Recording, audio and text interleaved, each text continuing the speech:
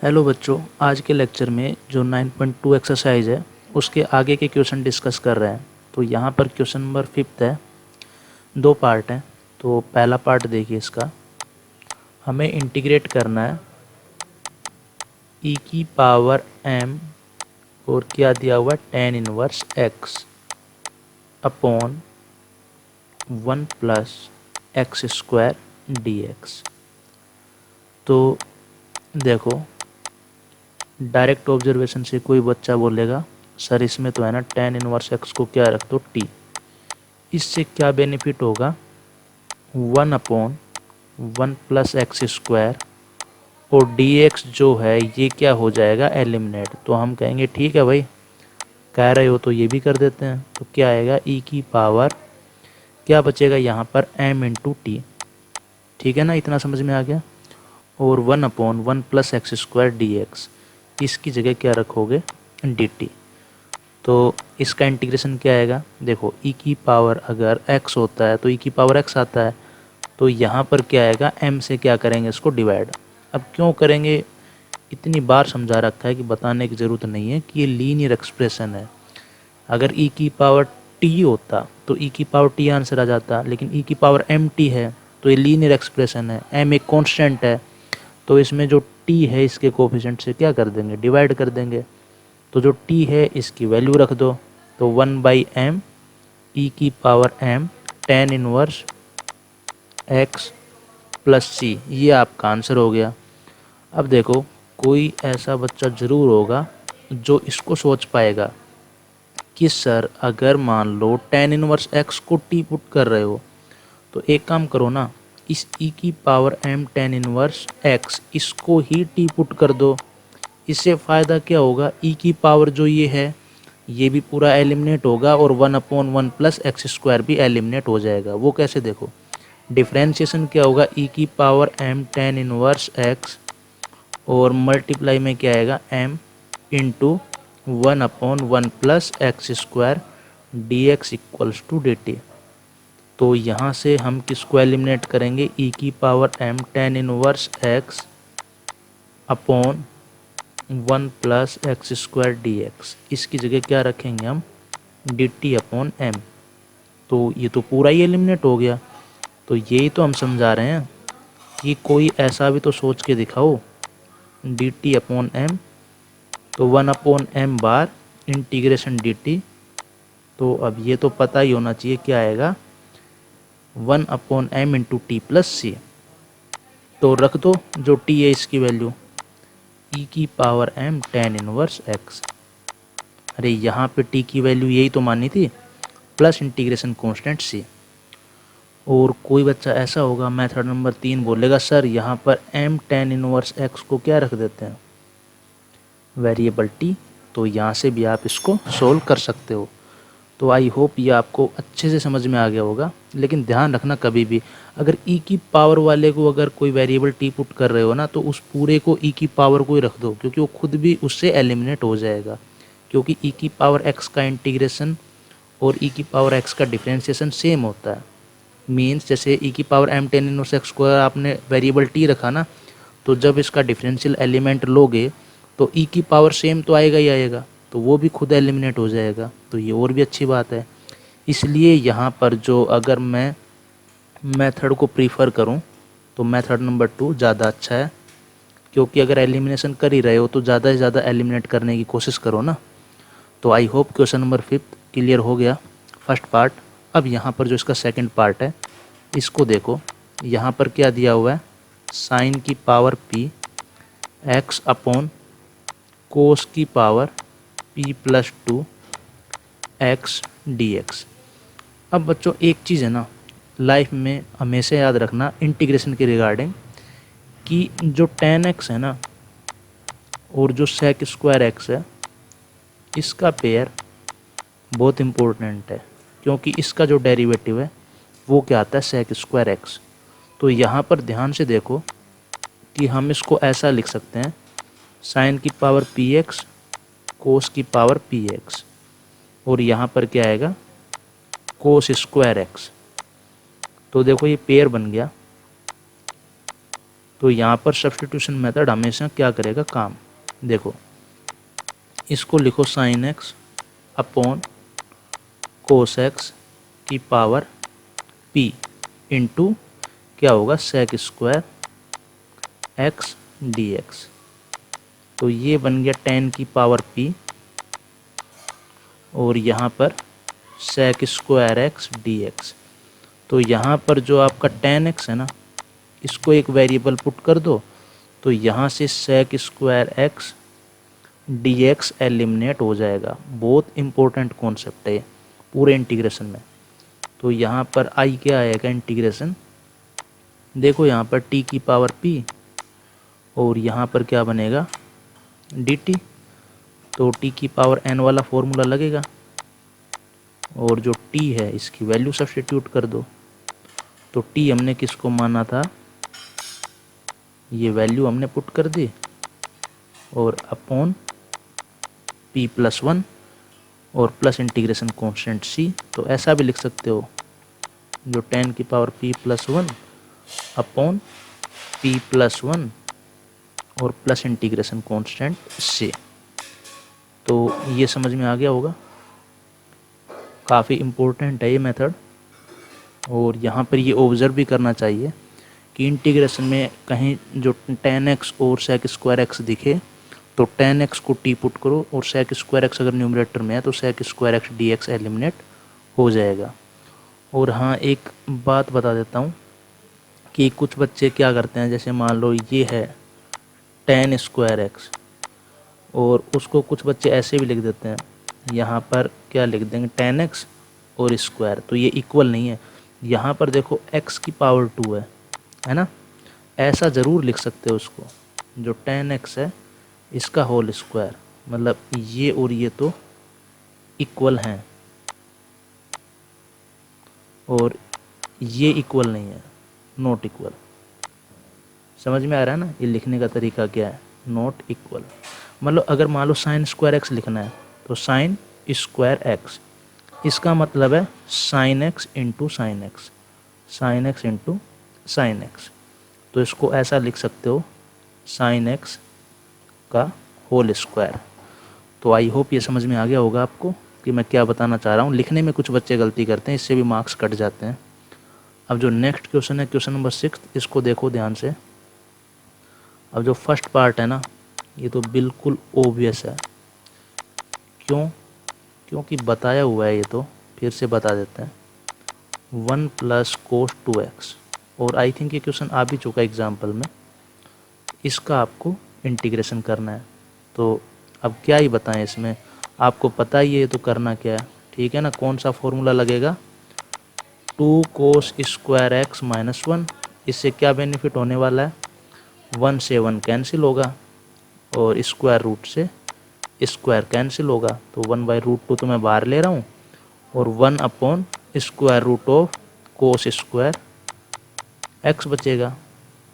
तो यहाँ पर हम इसको कैसे लिखेंगे, 1/√2 इंटीग्रेशन, पहले तो आएगा कोस एक्स और 1 अपॉन कोस एक्स क्या होता है सेक एक्स, और सेक एक्स का जो इंटीग्रेशन है वो तो हमने बता रखा है क्या होता है, log mod of sec x plus tan x, sec x plus tan x.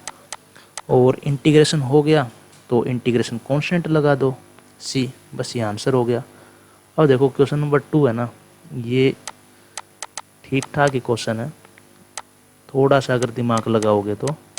क्योंकि देखो जो बच्चे 11th में जो ट्रिग्नोमेट्री चैप्टर है उसको अगर छोड़ देते हैं ना तो डिफरेंशिएशन इंटीग्रेशन मतलब आदि जो क्लास 12th है ना उसमें उनको प्रॉब्लम होती है। और इनको हमने मैट्रिक्स चैप्टर और इंटीग्रेशन चैप्टर में फॉर्मूला लिखाने की कोशिश की है और किस तरीके से सोचना है क्वेश्चन को वो भी हमने समझाने की कोशिश की है। अब ये क्वेश्चन है बच्चों, देखो इसमें ना थोड़ा सा कॉमन सेंस लगाओ। कुछ बच्चे कहेंगे सर 1 प्लस कोस एक्स है ना, तो यहाँ पर क्या वो फॉर्मूला लगा दें 2 कोस स्क्वायर एक्स बाई 2 माइनस 1। तो देखो वहाँ पर एंगल हाफ में चला गया और नीचे एंगल हाफ में है नहीं, एक्स है, x/2 तो है नहीं, तो क्या करोगे। तो कोई बच्चा कहेगा सर मेरे को इतना तो समझ में आ रहा है और ये तो सबको आना भी चाहिए, अगर इनको अलग अलग डिवाइड करेंगे तो यहाँ पर तो कोस एक्स से कोस एक्स कैंसिल हो जाएगा, 1/sin x कोसेक एक्स, और उसका हमें पता है। फिर कहेगा सर हमें यहाँ पर दिक्कत आएगी, अगर मैं ऐसे लिखूँगा 1/sin x cos x dx plus integration cos x upon sine x cos x dx, तो कहोगे सर ये तो मेरे को आता है, बस ये नहीं आता ये वाला। तो कहेंगे भाई हमने इंटीग्रेशन चैप्टर में भी ये चीज़ एक्सप्लेन की है, शायद मैट्रिक्स में भी, आई थिंक मैट्रिक्स में तो ऐसा क्वेश्चन नहीं आया होगा, इंटीग्रेशन में तो काफ़ी बार एक्सप्लेन किया है कि इसको किस तरीके से हम टैकल करेंगे। क्योंकि ये जो पॉइंट है ना, ये 11th क्लास का है, लेकिन फिर भी यहाँ पर हमने सोचने का तरीका इसको बताया है।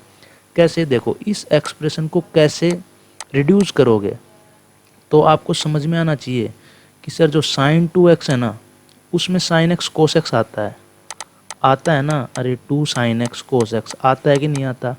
तो sin x cos x की जगह क्या रखोगे, sin 2x/2, या तो ऐसा मान लो या फिर ऐसा कर लो, 2 से ऊपर नीचे मल्टीप्लाई करके नीचे वाले को क्या लिख दोगे, sin 2x। देखो मैं इसको क्या बता रहा हूँ कि जो इंटीग्रेशन आई है इसको ऐसा लिख लो 2/2 sin x और cos x dx और plus integration 1/sin x dx। तो यहाँ पर अब आपको समझ में आ गया होगा, इसको 2/sin 2x लिखेंगे, है ना। और ये पॉइंट मैं कई बार बता चुका हूँ इंटीग्रेशन चैप्टर में। और यहाँ पर क्या आएगा, कोसेक x dx, तो इसको क्या लिखोगे, 2 cosec 2x dx plus integration cosec x। और अभी भी बहुत सारे मतलब ऐसे नमूने होंगे जो कहेंगे सर अब इसका कैसे करें, कोसेक x का पता है और कोसेक 2x का नहीं पता। तो कहेंगे भाई पीछे के जो सारे वीडियो हैं वो देख लो। बच्चों की तरह करना चाहो तो 2x को कोई वेरिएबल पुट कर लो, और अगर इंटेलिजेंट बच्चों की तरह करना चाहो तो डायरेक्ट आंसर क्या लिखोगे, 2। पहले तो चलो यहाँ लिख देते हैं, कोसेक x का आंसर बताओ, log mode cosec x minus cot x। ठीक है, इंटीग्रेशन कर दिया तो इंटीग्रेशन कांस्टेंट c लगा देते हैं। और यहाँ पर देखो केवल जो ये है ना, जो यहाँ पर वेरिएबल है इसको हमने एक लीनियर एक्सप्रेशन से तो इंट्रोड्यूस किया है, यहाँ पर 2x लिखा है। तो इसी फॉर्मूले में हम क्या करेंगे, जहाँ पर भी x है उसकी जगह क्या रखेंगे, 2x। ठीक है, जहाँ पर भी x है उसकी जगह क्या रखेंगे, 2x। बस आंसर आने के बाद जो x का कोफिशिएंट है 2 उससे डिवाइड करेंगे। और ये 2 कौन सा है, ये वाला। तो यहाँ पे ये 2 से 2 कैंसिल आउट, तो आंसर आपका क्या आ गया, log mode cosec 2x minus cot 2x plus log mode cosec x minus cot x और प्लस इंटीग्रेशन कांस्टेंट c। और इस इंटीग्रेशन को अगर हमें टैकल करना है तो दूसरा तरीका भी हम लगा सकते हैं, लेकिन आई होप कि अगर आपने जो पहले के लेक्चर देखे हैं तो इस मेथड से भी आप इसको सोल्व कर सकते हैं। तो मुझे लगता है क्वेश्चन भी क्लियर हो गया होगा और काफ़ी अच्छा क्वेश्चन था। अब यहाँ पर देखिए क्वेश्चन नंबर 7। अब इसमें जो फर्स्ट पार्ट सेकंड पार्ट दोनों मैं बता चुका हूँ, फिर भी देख लो, क्योंकि कोस ए कोस बी का हमने बताया था। इसी तरीके से यहाँ पर साइन ए साइन भी दे दिया, और मैंने शायद आई थिंक बोला भी था कि ऐसा क्वेश्चन आपको प्रैक्टिस करना है। खुद से कर सकते हो, वीडियो को पॉज करो और इसको प्रैक्टिस करो। देखो यहाँ पर हमें इंटीग्रेट करना है sin 3x into sine 2x dx। तो हमें यहाँ पर sin a into sine b का फॉर्मूला लेके आना है। तो मुझे बताओ sin a into sine b कहाँ से आता है। तो आप कहोगे sir cos a plus b और कोस a माइनस बी के फॉर्मूले से। तो क्या होता है, cos a cos b minus sine a sine b. और यहाँ पर मुझे बताओ कोस a माइनस बी का फॉर्मूला क्या होता है, cos a cos b plus sine a into sine b. तो इक्वेशन 2 में से इक्वेशन 1 सब्ट्रैक्ट करोगे तो 2 साइन a साइन बी की वैल्यू आ जाएगी, तो अब तो मैं डायरेक्ट लिख रहा हूँ, है ना, इतनी बातें मत पूछना बच्चों की तरह। इक्वेशन 2 माइनस इक्वेशन 1 करने से साइन ए इंटू साइन बी क्या आएगा, कोस ए माइनस बी माइनस कोस ए प्लस बी अपॉन 2। तो जो इंटीग्रेशन है इसमें इसको क्या करोगे, कोस, देखो साइन ए साइन बी यहाँ पर कुछ भी मान सकते हो, यहाँ पर चाहे इसको साइन ए बोल लो, इसको साइन बी बोल लो, इससे कोई फ़र्क नहीं पड़ेगा। तो क्या लिखोगे, 3x minus 2x minus cos 3x plus 2x by 2 dx। तो क्या आएगा, कोस x, और 1/2 को मैं बाहर ले रहा हूँ, कोस x minus cos 5x dx। अब अलग अलग इंटीग्रेट कर लो, तो क्या आएगा, 1/2 कोस x का इंटीग्रेशन साइन x, कोस 5x का क्या आएगा, साइन 5x अपॉन 5, और प्लस इंटीग्रेशन कांस्टेंट c। तो अब यहाँ पर किसी को ये दिक्कत तो नहीं है ना कि सर कोस 5x का कैसे कर दिया आपने, अरे ये तो किसी को दिक्कत नहीं है ना, क्योंकि बहुत अच्छे से ये चीज़ें इतनी बार बता रखी है ना कि अब तो ऐसा लगना नहीं चाहिए कि सर डायरेक्ट कर रहे हैं, कुछ समझा ही नहीं रहे कि ये क्या हो रहा है इंटीग्रेशन में। क्योंकि कोस x का आपको पता है, तो कोस 5x प्लस 9 का अगर निकालना है तो क्या आएगा, साइन 5x प्लस 9, और अपॉन में क्या करना है, जो x का कोफिशिएंट है। लीनियर एक्सप्रेशन का खूब यूज होने वाला है, पीछे के लेक्चर देख लो अगर किसी को डाउट है तो, जो डायरेक्ट ये लेक्चर देख रहा है। अब जो इसका सेकंड पार्ट है, खूब फेमस एक्सप्रेशन है, इसको तो डिफरेंशिएशन में भी खूब बताते हैं। क्या करोगे बताओ, और मैंने भी पहले बता दिया एग्जाम्पल में, एक एक्स्ट्रा एग्जाम्पल इसको बना के। तो सबसे पहले तो इसको क्या लिखोगे, 2 साइन x/2 कोस x/2। जिसको डायरेक्ट समझ में नहीं आ रहा, पहले बोल रहा हूँ पहले के लेक्चर देख लो, ऐसे हम बहुत सारे क्वेश्चन समझा चुके, और इसको किस तरीके से हम हैंडल करेंगे इसके बारे में भी खूब डिटेल में बता दिया है ना। वैसे तो इसको डायरेक्ट लिखना चाहिए, पर फिर भी फर्स्ट टाइम कोई देख रहा है तो उसको ऐसा नहीं लगे कि तो कुछ ज़्यादा ही शॉर्टकट हो गया है ना। तो यहाँ पर इसको क्या लिखोगे, sign x/2 minus cos x/2 का होल स्क्वायर, और इससे स्क्वायर रूट कैंसिल आउट हो जाएगा, तो इसको ऐसा लिख सकते हो। और यहाँ पर क्या लिखोगे, dx। अब यहाँ पर है ना, क्लास 12 तक तो कोई दिक्कत है नहीं, लेकिन अगर यहाँ पर x के ऊपर कोई कंडीशन दे दी ना, तो कोई बच्चा कहेगा सर इसको कोस x/2 माइनस साइन x/2 का होल स्क्वायर भी तो लिख सकते हैं। तो हम कहेंगे क्लास 10 तक, सॉरी क्लास 12 तक आप इसको कुछ भी लिख लो, कोई गलत नहीं है। Sign x/2 minus cos x/2 का होल स्क्वायर लिख के कैंसिल करो, या फिर कोस x/2 माइनस साइन x/2 का होल स्क्वायर करके इसको कैंसिल कर दो, जो आंसर आएगा वो एक्सेप्ट हो जाएगा बोर्ड में, ठीक है ना। तो कभी मेंस या एडवांस का कोर्स पढ़ाएंगे तो उसमें इन चीज़ों को डिटेल में डिस्कस करेंगे कि ऐसे स्क्वायर रूट कैंसिल नहीं होता, जैसे square root of x square को आप एक्स लिख देते हो ना, ये गलत है, ठीक है ना। ये क्या होता है, मोड एक्स। अब ये क्या है, इन चीज़ों को यहाँ पर डिस्कस नहीं करेंगे क्योंकि ये अभी आपके काम की है ही नहीं। तो यहाँ पर इसको ऐसा लिख लो, इतना तो कोई एवरेज बच्चा भी समझ लेगा कि हाँ ऐसा हम लिख सकते हैं। तो साइन x/2 का क्या होगा, minus cos x/2 upon 1/2, x के कोफिशिएंट से हमने क्या किया, इसको डिवाइड, और इसका क्या होगा, साइन x/2 अपॉन 1/2, इंटीग्रेशन हो गया तो प्लस इंटीग्रेशन कांस्टेंट क्या लगा दो, c। तो यहाँ पर जो आंसर आएगा वो क्या आएगा, -2 cos x/2 minus 2 sine x/2 plus integration constant c। तो ये आपका आंसर हो गया इस इंटीग्रेशन का। तो आई होप ये आपको समझ में आ गया होगा कि हमने इसको कैसे सोल्व किया है।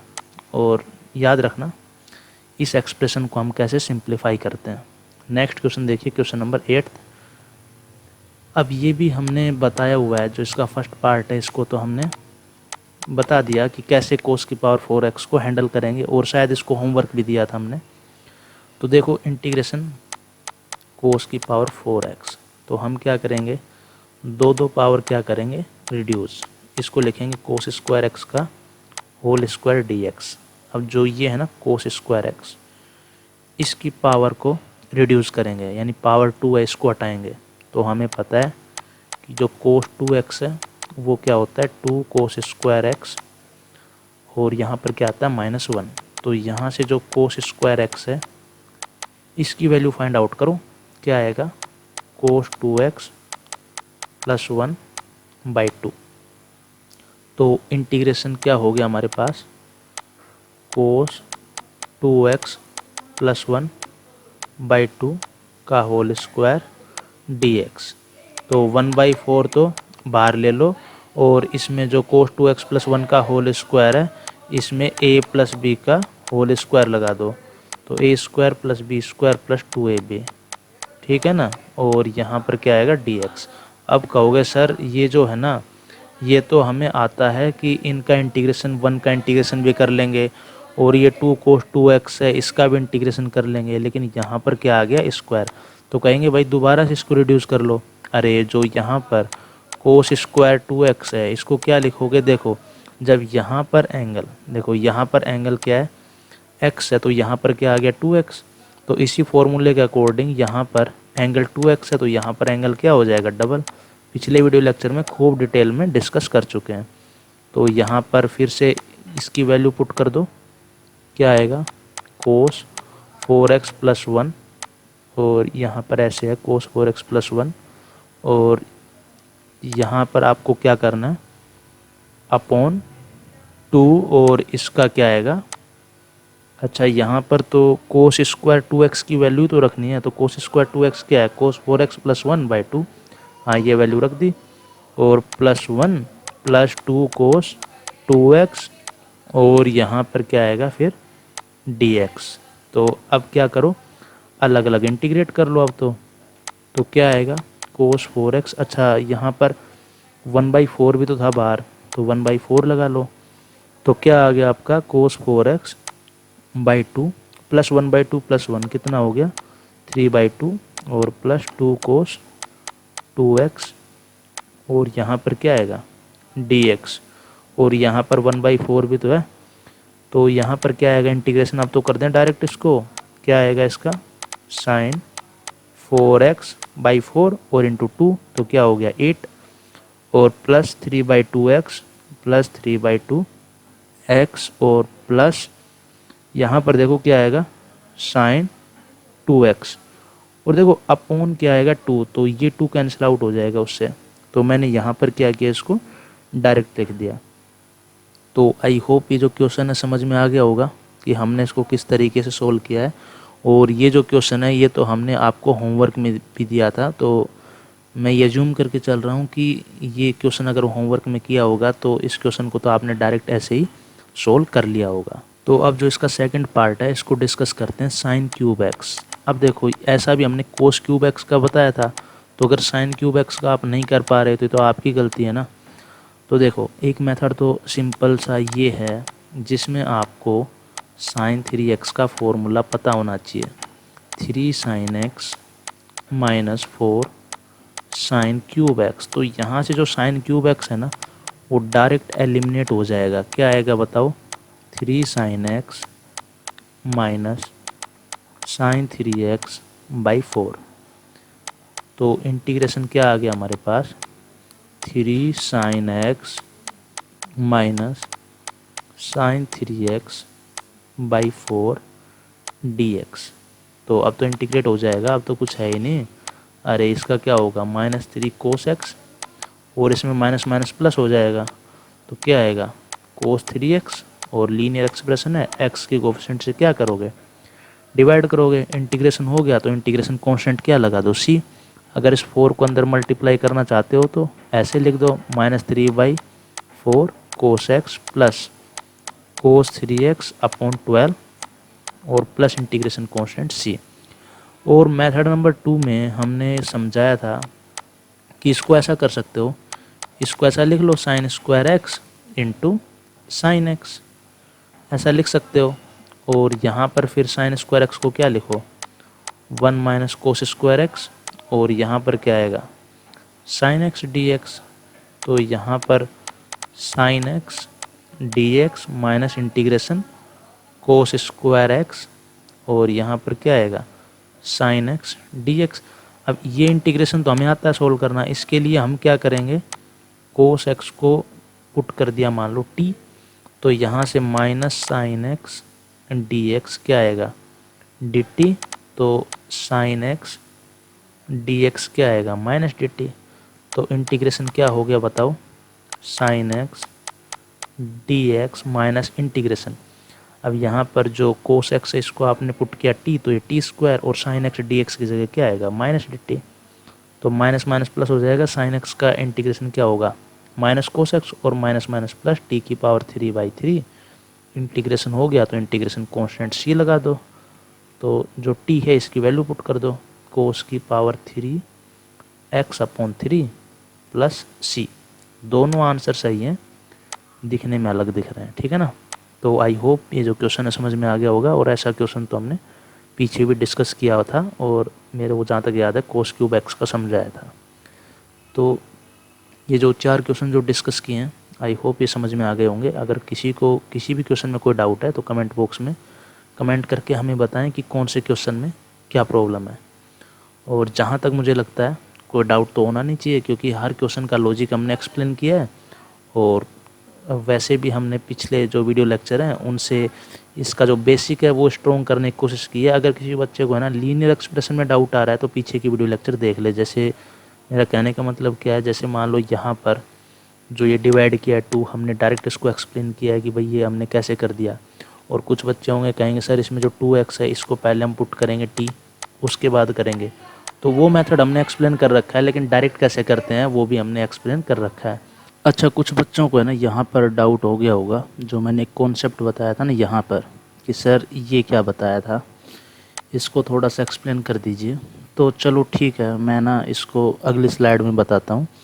इंटीग्रेशन √1 माइनस साइन एक्स, तो यहाँ पर जो सेकंड पार्ट था, अब जो भी क्वेश्चन नंबर है वो देख लो आप, square root of 1 minus sine x. मैं इसका पूरा कॉन्सेप्ट क्लियर करने की कोशिश कर रहा हूँ, और वैसे ज़रूरी नहीं है इतना डेप्थ में आप इसको देखो, पर कुछ बच्चे होते हैं जिनको लगता है कि कम से कम ये एक्सप्लेन हो जाए तो मज़ा आ जाए। मैथ सीखने का मज़ा ही तभी है जब आपके कॉन्सेप्ट क्लियर हो, आपको इंटरेस्ट आए, है ना। क्वेश्चन सोल्व तो कोई भी कर लेगा, पर उसके पीछे का जो पूरा लॉजिक है ना वो आपको समझ में आए तो मज़ा आएगा। तो इसको क्या लिखोगे, 2 sin x/2 cos x/2, और यहाँ पर क्या लिखोगे dx, यहाँ पर क्या लिखोगे dx। तो देखिए इसको आप क्या लिखोगे, sin x/2 minus cos x/2 का होल स्क्वायर और इसका अंडर रूट, है ना, ऐसा लिखोगे ना। अरे जैसे मान लो a माइनस बी का होल स्क्वायर लिख दिया। अब कोई बच्चा बोलेगा सर इसको है ना sin x/2 minus cos x/2 लिख दो और स्क्वायर रूट हटा दो। कोई बच्चा कहेगा सर जैसे मान लो sin x/2 minus cos x/2 का होल स्क्वायर लिखा है ना, तो इसकी जगह क्या करो, इसको कोस x/2 माइनस sin x/2 का होल स्क्वायर लिख दो, बात तो एक ही है, और अब स्क्वायर रूट हटा दो। तो ये दिक्कत वाली बात हो गई कि कौन सा सही है कौन सा गलत है और क्या सही है इसमें, है ना।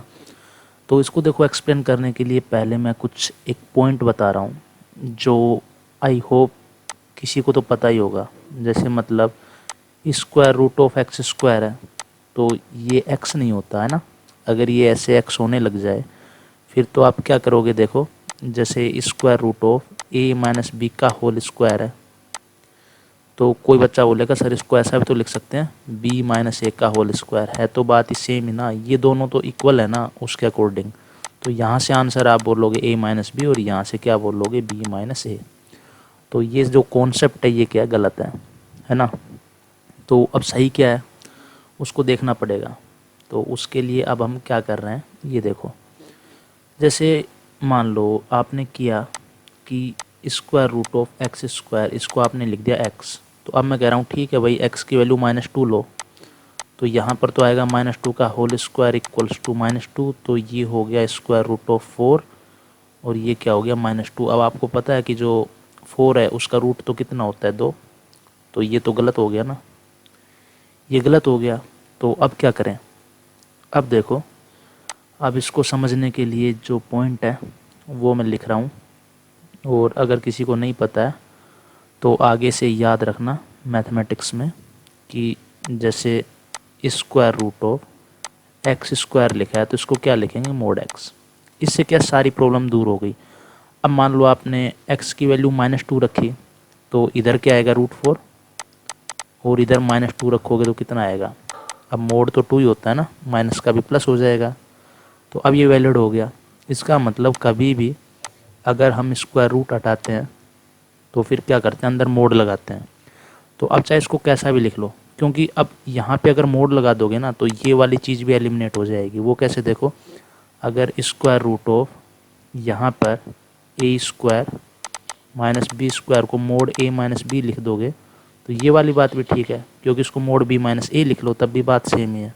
मतलब कुल मिला के अगर मैं पॉइंट बताऊँ ना याद करने का, इस सब एक्सप्लेनेशन में मत पढ़ो, सीधा अगर बेसिक कमज़ोर है ना तो उस बच्चे के लिए मैं बता देता हूँ, और समझने वाले तो समझ गए होंगे, इसमें मैंने एक्सप्लेनेशन दी है ये। तो क्या याद रखो, देखो आपको सिर्फ इतना याद रखना है कि अगर हम स्क्वायर रूट से स्क्वायर हटाते हैं तो मोड लगाते हैं, ये करेक्ट है, बस ये याद रखो।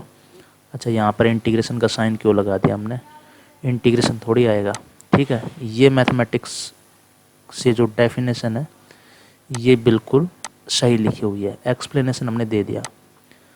तो अब यहाँ पे अगर स्क्वायर रूट हटाओगे तो क्या आएगा, mod sine x/2 minus cos x/2 dx। अब बच्चों मोड को कैसे खोलते हैं ये तो आपने डिटेल में सीखा हुआ है, 11th में भी सीखा होगा, और 10th क्लास में ग्राफ स्केच किए होंगे ना, तो वहाँ पर भी मोड के ग्राफ आपने स्केच किए होंगे। तो देखो मोड को ओपन करने का तरीका बता देते हैं। जैसे मान लो मोड और कोई पॉजिटिव नंबर है तो इसका आंसर क्या आएगा, 2। तो आप कहोगे सर अगर इसके अंदर कोई भी वैल्यू है वो ग्रेटर देन इक्वल टू 0 है तो आप मोड को लगाओ चाहे मत लगाओ, बात तो एक ही है। तो कहेंगे भाई ठीक है ये आपकी बात। अब मान लो ये -2 है, इसका आंसर आना चाहिए 2। तो कहोगे सर मोड अगर हम नहीं लगाएं तो एक माइनस साइन हमें लगाना पड़ेगा, समझ में आ रहा है ना, तो एक माइनस साइन हमें लगाना पड़ेगा। तो कुल मिला के जो मोड एक्स है इसको अगर लिखोगे तो कहोगे सर जो इसके अंदर एक्स लिखा हुआ है ना, अगर ये ग्रेटर देन इक्वल टू 0 है तो आप मोड लगाओ चाहे मत लगाओ कोई दिक्कत है ही नहीं। कहोगे सर अगर लेस देन 0 हो गया ना तो हमें एक माइनस साइन लगाना पड़ेगा तभी तो आंसर पॉजिटिव आएगा। अरे यहाँ पर देखो आंसर तो हमें पता है पॉजिटिव आएगा, तो मोड हटाओगे तो एक माइनस साइन और हमने लगाया। तो ये बहुत ही बेसिक डेफिनेशन है, खूब आपने डिटेल में सीख ली होगी।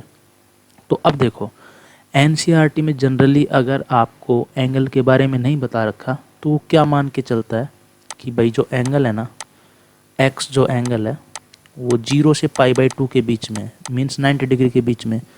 तो यहाँ पर जो x/2 अगर निकालोगे तो क्या आएगा, 0 से π/4 के बीच में। तो अब आपको समझ में आ गया होगा कि 0 से 45 डिग्री में जो कोस है ना उसकी वैल्यू तो बड़ी होती है और जो साइन एक्स है उसकी वैल्यू छोटी होती है। और जैसे साइन 30 डिग्री है, साइन क्या आएगा, साइन 30 डिग्री आएगा 1/2, कोस 30 डिग्री √3/2। अरे साइन 0 0, कोस 0 1, यानी 0 से 45 डिग्री के बीच की बात अगर करें π/4 पे तो इक्वल होगा, और 0 से π/4 के बीच में जो वैल्यू है और 0 है उस पर जो कोस है उसकी वैल्यू क्या है, बड़ी है। यानी कुल मिला के ये जो एक्सप्रेशन है इसके अंदर की जो ये लिखा हुआ है ना एक्सप्रेशन, ये क्या है, नेगेटिव, क्योंकि 0 से π/4 में कोस की वैल्यू बड़ी होगी। तो अगर छोटे पॉजिटिव नंबर में से बड़ा नेगेटिव नंबर सब्ट्रैक्ट करोगे तो माइनस आएगा। तो यहाँ पर अगर हम इस मोड को हटाएंगे तो हमें एक माइनस साइन लगाना पड़ेगा। ये डेफिनेशन देख लो यहाँ पर, तो एक माइनस साइन लगाएंगे, sine x/2 minus cos x/2 dx। तो आपको परेशान होने की ज़रूरत नहीं है कि सर इसको कोस x/2 का होल स्क्वायर लिखें या साइन x/2 का होल स्क्वायर लिखें, ये अपने आप आ जाएगा जैसी कंडीशन दी हुई होगी। तो ये अकॉर्डिंग टू एनसीईआरटी है।